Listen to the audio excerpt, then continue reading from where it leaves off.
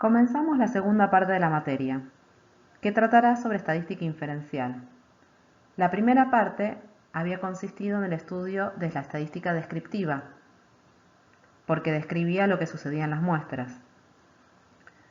Ahora vamos a ver estadística inferencial, que es otra rama de la estadística, y se llama así porque a través de sus procedimientos realizamos inferencias a nivel poblacional.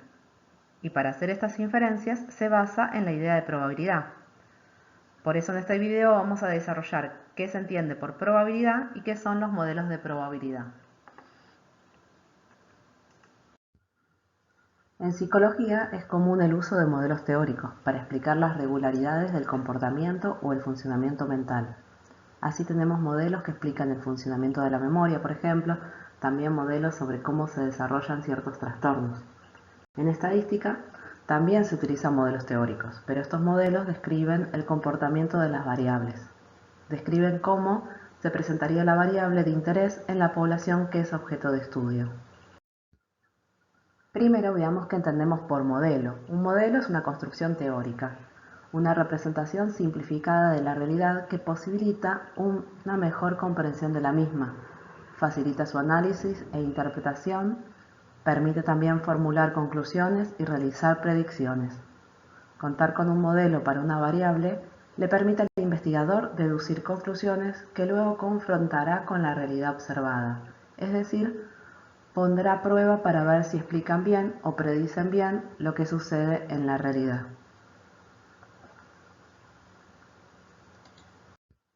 Vamos a comenzar con un ejemplo. Si tendríamos que pensar un modelo de cómo se presenta usualmente la variable sexo en la población de alumnos de nuestra facultad, podríamos decir, basados en la experiencia de recorrer las aulas, halls y pasillos, que hay más mujeres que varones. Y podríamos arriesgar alguna idea más precisa. No hace falta que digamos la cantidad concreta de varones y mujeres que hay. Generalmente no tenemos ese dato y no es necesario aquí, en este momento. Lo que queremos expresar se puede plantear perfectamente indicando qué porcentaje de mujeres y varones creemos que hay. Algunos podrían decir que suponen que hay un 60% de mujeres contra un 40% de hombres. Otros podrían creer que hay un 70% de mujeres y un 30% de varones, por ejemplo. Estos son distintos modelos que podemos tener de esa realidad. No son la realidad, sino que son una construcción teórica que trata de describirla. Luego podremos ver cuál de estos modelos explica o describe mejor la realidad de los alumnos. Por mi parte, yo les diría que, basada en la experiencia de transitar por nuestra facultad y realizar muchas investigaciones con alumnos, podría sugerir la siguiente distribución de frecuencias relativas para representar el comportamiento de esta variable en esta población. Así podría decir que la proporción de mujeres es 0,8 y la de hombres es 0,2. No estamos hablando de la cantidad concreta de varones y mujeres que hay. Por más que tuviéramos ese dato, se trataría de valores que cambian de un año a otro.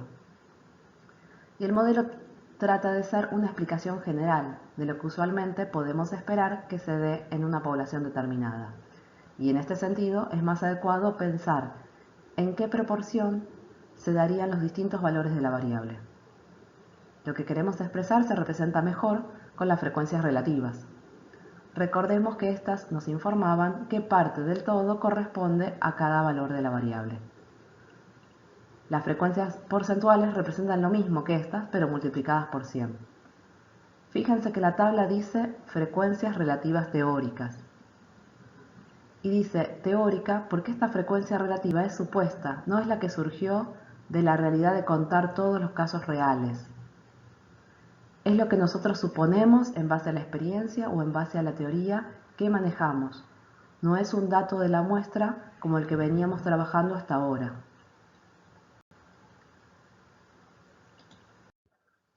A partir de ahora, a las frecuencias relativas teóricas las vamos a llamar probabilidades. De esta manera las diferenciamos más de las frecuencias relativas muestrales.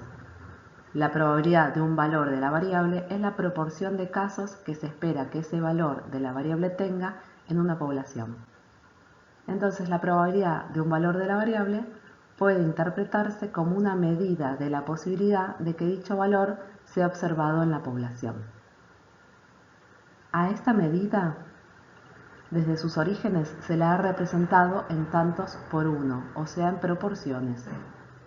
Entonces, un valor de la variable imposible de ser observado en una población tendría una probabilidad igual a 0. Los valores de la variable posibles, pero raros, tendrán valores de probabilidad cercanos a 0. Los que son casi seguros de que se vayan a dar tendrán valores de probabilidad cercanos a 1. No obstante, a veces se utilizan números expresados en tantos por 100 para indicar probabilidades, o sea, porcentajes. Aunque el sentido que se pretende dar es el mismo, estrictamente hablando, estos valores no son probabilidades, sino porcentajes de posibilidades que expresan cuántas de cada 100 veces se espera que ocurra el suceso buscado. Lo que tenemos acá, en esta diapositiva, es un modelo. Es un modelo de cómo podría presentarse la variable sexo en la población de alumnos de psicología de nuestra facultad. Podemos ver que los modelos en estadística son distribuciones de frecuencias relativas teóricas y, como dijimos que a este tipo de frecuencias las llamamos probabilidades, podremos decir que lo que tenemos aquí es un modelo de probabilidades para la variable sexo en la población de alumnos de psicología de la UBA. Podemos ver que esta es una construcción teórica o simplificada de la realidad que nos permite comprender cómo se presentaría la variable en la población, con qué proporción suponemos se dan los valores de esta variable, en este caso femenino y masculino. A partir de este modelo podemos sacar conclusiones y realizar predicciones. Una aclaración importante es que a partir de ahora vamos a estar trabajando con variables que son variables aleatorias. Se denominan variables aleatorias porque sus valores dependen del azar. El azar tiene que ver con aquellos eventos cuyo resultado no podemos predecir con certeza. Por ejemplo, cuando elegimos al azar a un individuo de la población de los alumnos de psicología, no sabemos si va a ser varón o mujer. Otro ejemplo podría ser el siguiente: cuando elegimos al azar a un individuo de la población para preguntarle su opinión sobre una cuestión de actualidad. Esta puede ser favorable o desfavorable. Esto no quiere decir que la opinión del encuestado sea algo aleatorio. Posiblemente tiene una opinión formada al respecto y su respuesta no depende del azar. Lo que depende del azar en este contexto es el procedimiento de elección de un individuo, y solo uno de la población. Es este el que da sentido al término aleatorio.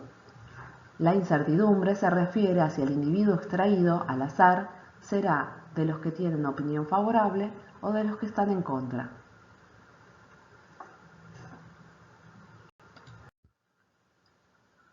Resumiendo, un modelo para una variable es una distribución de frecuencias de relativas teóricas. Estas frecuencias relativas no se fundamentan en la observación directa, sino que son postuladas. La experiencia previa justifica los valores propuestos o es deducida a partir de ciertas condiciones teóricas. Las frecuencias relativas en el modelo se denominan probabilidades. Por esto se dice que un modelo para una variable es una distribución de probabilidades. La probabilidad de un valor de la variable verifica las propiedades de la frecuencia relativa, es decir, es una cantidad no negativa y la suma de probabilidades asignadas al conjunto de los valores de la variable es igual a 1. Acá tenemos otro ejemplo de cómo la misma variable puede distribuirse de dos maneras distintas. Tenemos dos modelos de probabilidades distintos para la misma variable, que es puntaje en ansiedad. En el primer modelo se observa una distribución simétrica, ya que según este modelo es más probable encontrar los valores intermedios en ansiedad que los valores más extremos. El segundo modelo presenta asimetría negativa, ya que es más probable que se den los valores altos de la variable que los puntajes bajos. El primer modelo podría ser el que modeliza o describe la ansiedad de una población en una situación neutra, mientras que el segundo modelo podría estar modelizando el comportamiento de la ansiedad de esa población frente a una situación estresante como puede ser un examen.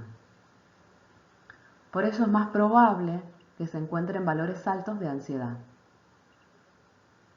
En estos ejemplos podemos entender qué significado damos a las probabilidades. Podemos decir que para una muestra elegida al azar de una población modelizada con el modelo 1, se espera que el 40% de los individuos de la muestra tenga un puntaje en ansiedad igual a 2. Como dijimos antes, la probabilidad correspondiente a un valor de la variable puede interpretarse como una medida de la posibilidad de que dicho valor sea observado en una muestra elegida al azar de una población. Es decir, si tomamos una muestra al azar de esta población, se espera que esa muestra presente una distribución de frecuencias parecida a esta. En los modelos se pueden calcular las medidas de tendencia central y de variabilidad, como hacíamos antes en estadística descriptiva con las muestras. Para el primer modelo, la moda es el puntaje 2 en ansiedad. Como es simétrico, también el puntaje 2 es la media y es la mediana. La media y la varianza pueden calcularse de la siguiente manera cuando trabajamos con modelos de probabilidad. La media se obtiene sumando los productos de los valores de la variable por sus correspondientes probabilidades y se simboliza con la letra griega mu. De esta manera, la diferenciamos de la media muestral simbolizada con X raya. La variable se obtiene sumando los cuadrados de los desvíos a la media por la probabilidad correspondiente y se simboliza con la letra griega sigma al cuadrado. Como el desvío, recordemos, era la raíz cuadrada de la varianza, se simboliza con la letra griega sigma. Estos resúmenes se simbolizan con letras griegas ya que se tratan de parámetros porque son propiedades descriptivas de la población. La moda y la mediana se calculan en forma similar a como se lo hace cuando se tiene una distribución de frecuencias observada. Por lo tanto, al trabajar con modelos podemos calcular los resúmenes que conocemos y de esta manera podremos saber qué media y desvío son las esperadas en la población según el modelo planteado. Hay muchas variables que, siendo totalmente diferentes entre sí, presentan similares distribuciones de frecuencia. Veamos algunos ejemplos. Tenemos tres variables presentadas. La primera es el lado en que cae una moneda equilibrada al arrojarla cientos de veces. Seguramente observaremos que la mitad de las veces cae cara y la otra mitad cae seca. La probabilidad para cada lado que esperamos es de 0,5. La segunda variable es la respuesta de los alumnos que contestan al azar, o sea, sin saber, a una pregunta de verdadero o falso. En este caso, pasa lo mismo que en el anterior, y podríamos suponer que el 50% de los alumnos acertará y el otro 50% dará una respuesta incorrecta. La tercera y última variable del ejemplo es la elección que hace una persona que debe comenzar psicoterapia entre los dos terapeutas disponibles en la clínica. Si para hacer esta elección no dispone de información a priori y por tanto no tiene ninguna preferencia en particular, entonces podemos suponer que habrá un 0,5 de posibilidades de elegir al terapeuta 1 y otro 0,5 de posibilidades de elegir al terapeuta 2. En estos tres ejemplos vemos que si bien son variables distintas, estas presentan la misma distribución de frecuencias. Lo que muestra este ejemplo pasa para muchas variables de diferentes tipos y que en sus valores toman diferentes valores, pero su distribución de frecuencias se presenta de la misma manera. Las planteadas eran todas variables cualitativas, que toman dos valores. A este tipo de variables se les llama variables dicotómicas. Veamos otro ejemplo que sea para variables cuantitativas. Podríamos encontrar que la variable puntaje en un test de creatividad en una población determinada se distribuye de la misma manera que otra variable como puede ser el puntaje en un test que evalúa el optimismo. El hecho de que independientemente de la naturaleza particular de las variables exista un comportamiento o estructura similar entre distintas distribuciones de frecuencias, conduce a la conceptualización de las mismas como modelos, Un mismo modelo podría explicar el comportamiento de las tres variables presentadas en esta diapositiva. Y por otro lado, habría otro modelo que podría utilizarse para escribir la distribución de los puntajes de creatividad y optimismo. Como vimos hasta acá, contar con un modelo de probabilidades para las variables que estudiamos nos permiten describir su comportamiento en la población y sacar conclusiones que luego puedan ser puestas a pruebas comparándolas con la realidad.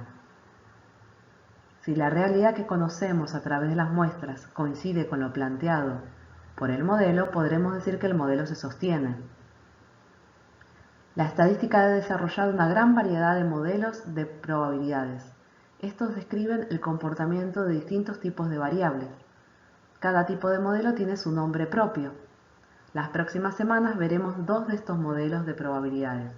El modelo binomial, que es para variables cuantitativas discretas, y el modelo normal, que habla de variables cuantitativas continuas.